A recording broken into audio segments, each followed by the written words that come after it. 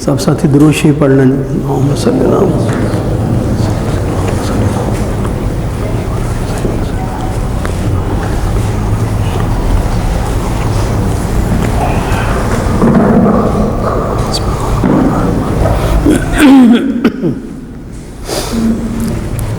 نحمده ونصلي على رسوله الكريم اما بعد بسم اللہ الرحمن الرحیم۔ میرے واجب الاحترام بزرگوں، بھائیوں، دوستوں، اللہ رب العزت کا بہت بڑا احسان ہے کہ اللہ رب العزت نے ہمیں مسجد کے بابرکت ماحول کے اندر مل بیٹھنے کی توفیق عطا فرمائی ہے۔ اس پر جتنا ہی اللہ تبارک و تعالیٰ کا شکر ادا کیا جائے وہ کم ہے، چونکہ بہت سارے لوگ ہیں جن کو اللہ تبارک و تعالیٰ نے وقت بھی دیا ہے، صحت بھی دی ہے، وسائل بھی ہیں، کوئی مجبوری نہیں ہے، معذوری نہیں ہے، لیکن مسجد میں آنے کی توفیق نہیں ہوتی۔ وقت گزرتا جا رہا ہے، ایک ایک دن زندگی میں کم ہوتا جا رہا ہے۔ معصوم بچے تھے تو بڑے ہو گئے، لڑکپن میں داخل ہو گئے، لڑکپن سے جوانی کی طرف چلے گئے، جوانی سے آہستہ آہستہ بڑھاپے کی طرف چلے گئے۔ تو اسی طرح ایک ایک دن زندگی کا کم ہوتا جا رہا ہے۔ ہم تو بہت خوش ہوتے ہیں کہ لو جی ہمارا بیٹا جوان ہو گیا، فلاں بڑا ہو گیا۔ وہ بڑا نہیں، وہ قبر کی طرف قریب ہوتا جا رہا ہے۔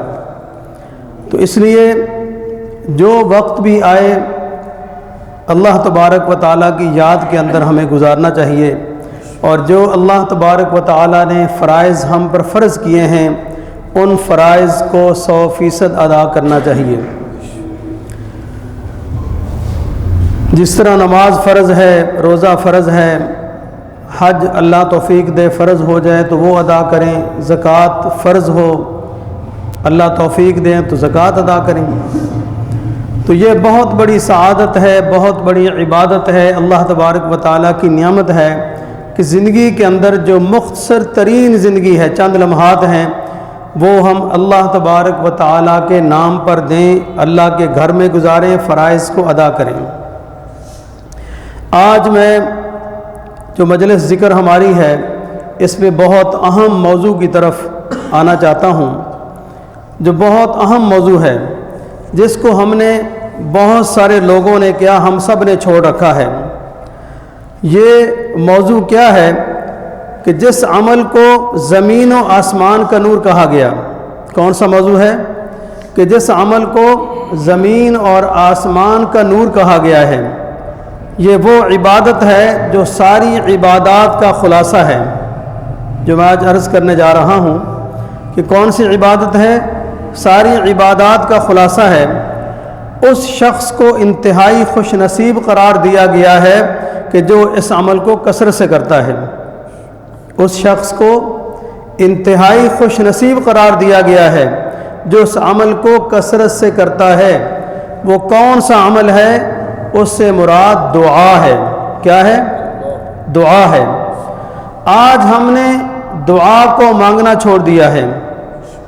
آج ہم بہن بھائیوں کے ساتھ، والدین کے ساتھ، دوست احباب کے ساتھ کئی گھنٹوں دکھ شیئر کرتے ہیں، لیکن افسوس اس بات کا ہے کہ وہ دکھ ہم اللہ تبارک و تعالیٰ سے شیئر نہیں کرتے۔ جن سے آپ اپنا دکھ شیئر کرتے ہیں، بہت سارے لوگ تو ایسے ہوں گے جو سن کے واقعی دکھ کا اظہار کرتے ہوں گے، کہتے ہوں گے بہت برا ہوا، یہ تو آپ کے ساتھ ایسا نہیں ہونا چاہیے۔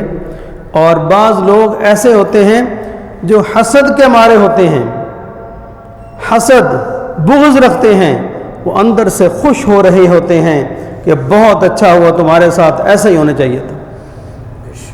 بظاہر آپ کے ساتھ بھی چل رہے ہوتے ہیں، آپ سے محبت عقیدت کا بھی دم بھرتے ہیں، ہم پیالہ ہیں، ہم نوالا ہیں، ہم سفر ہیں، ہم راز ہیں، لیکن اندر ان کے بغض بھرا ہوتا ہے، اندر بغض کی آگ میں جل رہے ہوتے ہیں اپنے دوست کے لیے، اپنے محسن کے لیے، تو میرے بھائیوں، اللہ تبارک و تعالیٰ کی وہ ذات ہے جو نہ بغض کرتی ہے، نہ حسد کرتی ہے، نہ تکبر ہے، نہ غرور ہے۔ میرے بھائیوں، اللہ تبارک و تعالیٰ کی وہ ذات ہے جو اپنے بندے سے 70 ماؤں سے زیادہ پیار فرماتے ہیں۔ انسان تو حسد کر سکتا ہے، بغض کر سکتا ہے، لیکن اللہ تبارک و تعالیٰ کی وہ ذات ہے جس نے اللہ تبارک و تعالیٰ کو اپنا دوست بنا لیا، تو میرے بھائیو، اللہ تبارک و تعالیٰ اپنے دوست کو چھوڑتے نہیں ہیں۔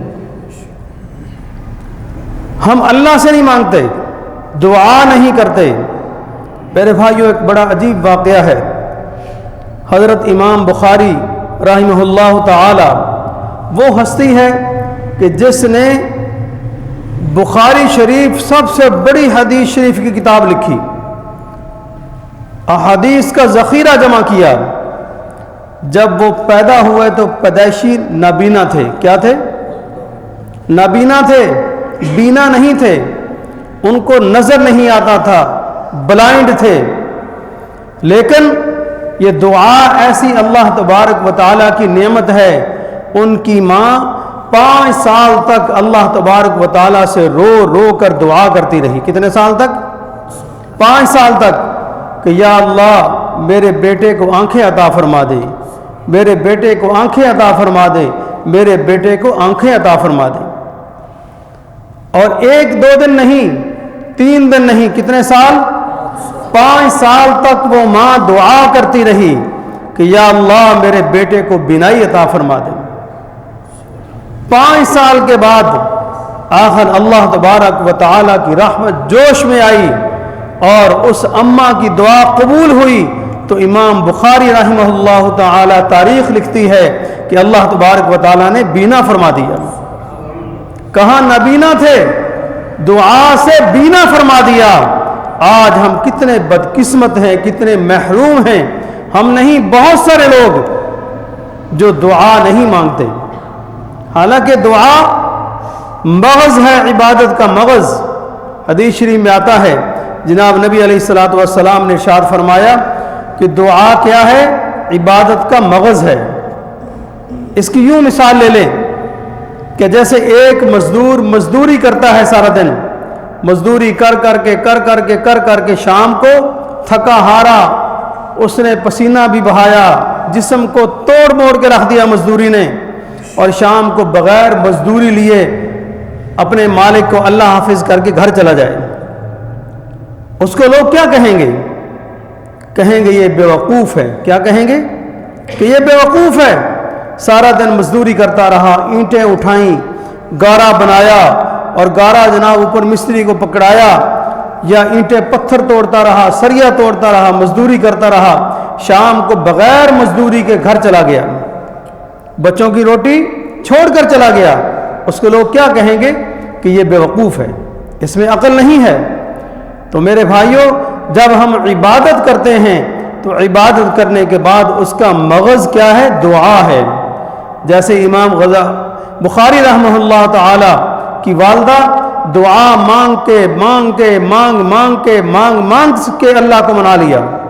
کبھی سنا آپ نے کہ نابینا آدمی کی آنکھیں آ گئی ہوں، جو بائی برتھ بلائنڈ ہو، پیدائشی طور پر نابینا ہو، اس کی آنکھیں آ گئی ہوں؟ کبھی نہیں سنا ہم نے۔ لیکن یہ واقعہ امام بخاری رحمہ اللہ تعالی، جس کو دنیا جانتی ہے، بہت بڑا کام کیا، آپ علیہ الصلوۃ والسلام کے فرامین کو اکٹھا کر گیا۔ آج بخاری شریف کے نام سے دنیا جانتی ہے کہ بہت بڑی حدیث شریف کی کتاب ہے۔ تو میرے بھائیوں، یہ جو دعا ہے، جتنے وظیفے ہیں، ان وظیفوں میں سے اہم ترین وظیفہ کیا ہے؟ دعا ہے۔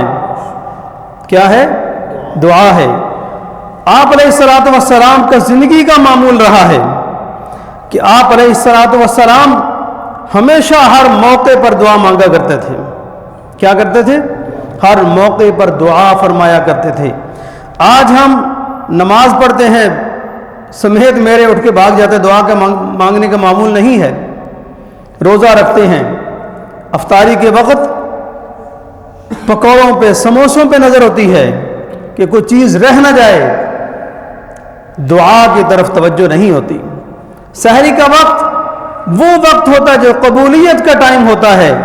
हमारे माइंड में क्या चल रहा होता है कि ज़्यादा खाएं, ठोंसें ताकि सारे दिन भूख ना लगे, दही न रह जाए, सालन न रह जाए, परोठे न रह जाए। मेरे भाइयों, सब खाओ, तहज्जुद के नफल पढ़ के अल्लाह तबारक व तआला से दुआ करो, क्योंकि कबूलियत का टाइम होता है, सहरी का भी, इफ्तारी का भी। उसके बाद हम जिक्र करते हैं, दुआ नहीं करते। हमारा मामूल ही नहीं है, ना नमाज के बाद, ना तिलावत के बाद। पहली बात तो नमाज पढ़ते ही नहीं हम। किसी से पूछो नमाज पढ़ते हो भाई, सोचता है, कहते जी बड़ा अरसा होगा नहीं पढ़ी। जुमा वो भी कभी कभी पढ़ते हैं, और बड़े फख्र से, डडाई से कहते हैं। मेरे भाइयों, जब आंखें बंद हो जाएंगी फिर हमें पता चलेगा कि हम गधे पर सवार थे या घोड़े पर सवार थे, लेकिन उस वक्त पता चलने का कोई फायदा नहीं है। तो हमारा मामूल क्या होना चाहिए? इबादत, जो भी इबादत करें उसके बाद दुआ का मामूल बनाएं। आप अलैहिस्सलातु वस्सलाम हज्जतुल विदा के मौके पर जब आखिरी हज फरमाया, मैदान आरफात के अंदर मौजूद हैं, ऊंटनी पर बैठे हुए हैं। किस पर? ऊंटनी पर। आप हजरात को पता है कि ऊंट की सवारी कितनी मुश्किल है। वो कोई लग्जरी गाड़ी की लग्जरी सीट, ऐसी नहीं ऑन था। मैदान आरफात है, मौसम की भी शिद्दत होगी। मैदान आरफात के अंदर ऊंटनी पर तशरीफ फरमा है, और कितने घंटे उम्मत के लिए दुआ की पता आपको? नहीं पता हमें। 5 घंटे तक उम्मत के लिए दुआ फरमाते रहे। कितने घंटे तक? 5 घंटे तक उम्मत के लिए दुआ फरमाई। हज्जतुल विदा के मौके पर जब आखिरी हज फरमाया, किस लिए? उम्मत की तड़प थी सीने के अंदर आपके। रब्बी हबली उम्मती, रब्बी हबली उम्मती, रब्बी हबली उम्मती, दुआएं फरमाया करते थे। तो कितने घंटे? 5 घंटे तक आप अलैहिस्सलातु वस्सलाम ने ऊंटनी पर, आप अंदाजा करें कितनी मुशक्कत वाली बात है, कितना मुश्किल है कचावे पे बैठना या ऊंटनी की सीट पे बैठना। वो क्या सीट होगी?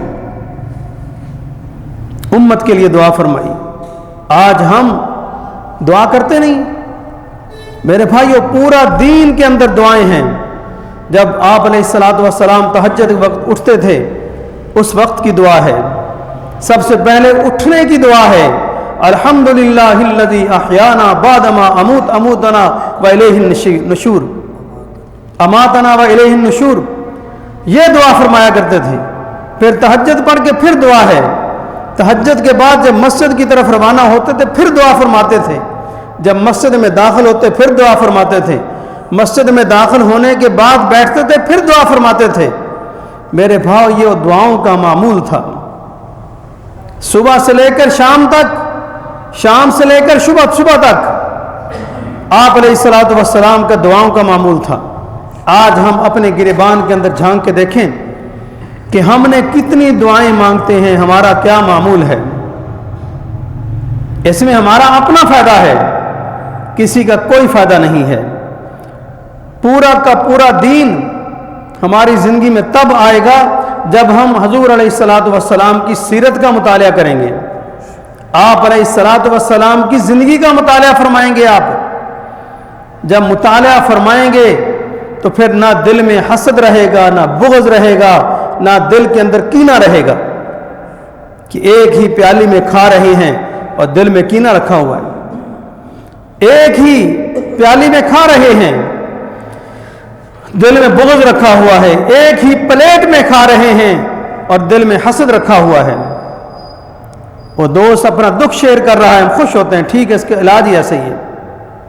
तो इसलिए मेरे भाइयों, आज के बाद हमने अपनी जिंदगी के अंदर दुआ को लाना है। अल्लाह तबारक व तआला ने कुरान करीम के अंदर बाकायदा धमकी दी है। क्या दिया है? धमकी के अंदाज में फरमाया है कि मैं उसको जहन्नम में दाखिल करूंगा। किसको? उसको जहन्नम में दाखिल करूंगा। किसको? जमहूर مفسرین کا قول ہے اس سے مراد وہ لوگ ہیں جو دعا نہیں مانگتے. سمجھ آئی بات؟ جو لوگ دعا نہیں مانگتے اللہ فرماتے ہیں اللہ تبارک و تعالیٰ کو غصہ آتا ہے ایسے انسان پر. حدیث شریف کے الفاظ ہیں جناب نبی علیہ الصلوۃ والسلام نے ارشاد فرمایا کہ اللہ تبارک و تعالیٰ سے جو نہیں مانگتا، جو دعا نہیں کرتا، اللہ تبارک و تعالیٰ کا سخت غصہ ایسے انسان پر نازل ہوتا ہے. آج ہم بہت پریشان ہیں کہ اللہ ہماری سنتے نہیں ہیں جی. اور بھائی اللہ سے مانگا کب ہے ہم نے؟ اللہ سے مانگا کب ہے ہم نے؟ اگر ہم اللہ تبارک و تعالیٰ سے مانگیں تو امام بخاری رحمہ اللہ تعالیٰ کی والدہ محترمہ کی مثال ہمارے سامنے ہے کہ انہوں نے اللہ کو منوا لیا، آنکھیں نہیں ہیں تو بینا اللہ نے فرما دیا. اسی طرح بہت سارے واقعات دنیا کے اندر ہیں کہ اگر تاریخ کا مطالعہ کیا جائے تو میرے بھائیوں ایسے بہت سارے واقعات ملتے ہیں جن لوگوں نے دعائیں کی تو اللہ تبارک و تعالیٰ ان کی دعاؤں کو سنتے ہیں. ایسا نہیں ہوتا کہ انسان منہ سے زبان سے بات نکالے اور وہ فضا کے اندر رائے چلی جائے، ایسے نہیں ہوتا. الحمدللہ ثم الحمدللہ بہت سارے واقعات میری اپنی زندگی کے اندر ہیں کہ جب پریشانی آئی، جب کسی چیز کی طلب ہوئی تو اللہ تبارک و تعالیٰ سے مانگا مانگا مانگا، اتنا مانگا، الحمدللہ وہ چیزیں مل گئی. بہت ساری باتیں ہیں جو بتانے والی نہیں ہیں. پریشانی ہوتی ہے، 2 نفل مسجد میں ادا کرتے ہیں، اللہ تبارک و تعالیٰ ان 2 نوافل کے صدقے پریشانیوں کو دور فرما دیتے ہیں. تو اس لیے میرے بھائیوں ٹائم کم ہے، موضوع تو بہت لمبا ہے. آخری بات کرتا ہوں کہ آج کے بعد ہم زندگی کا معمول بنا لیں کہ گھر میں ہوں، سفر میں ہوں، حضر میں ہوں. جیسے آپ علیہ الصلوۃ والسلام مصلی پر تھے پھر بھی دعا فرمائی ہے، میدان جہاد کے اندر ہیں تو پھر بھی دعا فرمائی ہے، بلکہ میدان بدر کے اندر آپ علیہ الصلوۃ والسلام ساری رات کھڑے ہو کے دعا فرماتے رہے، پاؤں سوج گئے، ساری رات دعا فرماتے رہے. حالانکہ اگر وہ صرف اتنا کہتے کہ یا اللہ ان کافروں کو نیست و نابود فرما دے، ہم جنگ نہیں کرتے، ان کا ستیہ ناش فرما دے، تو میرے بھائیوں وہ وہیں کفار سارے زمین میں غرق ہو جاتے. لیکن ایسا نہیں کیا، ساری رات دعا فرمائی.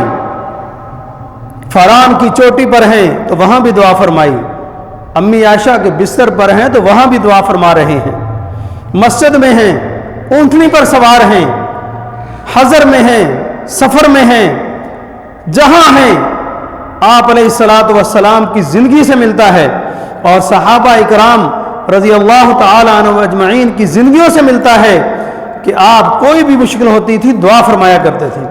تو اس لیے آج کے بعد ہم بھی طے کر لیں کہ کوئی مشکل آئے، مال کی مشکل آئے، جان کی مشکل آئے، کسی قسم کی مشکل آتی ہے تو میرے بھائیوں ہمیں دعا کرنی چاہیے. میں اسی پر اکتفا کرتا ہوں اور اللہ سے دعا کرتا ہوں کہ یا اللہ جو کچھ ٹوٹی پھوٹی باتیں میں نے کہیں اس پر مجھے اور آپ کو عمل کرنے کی توفیق عطا فرما.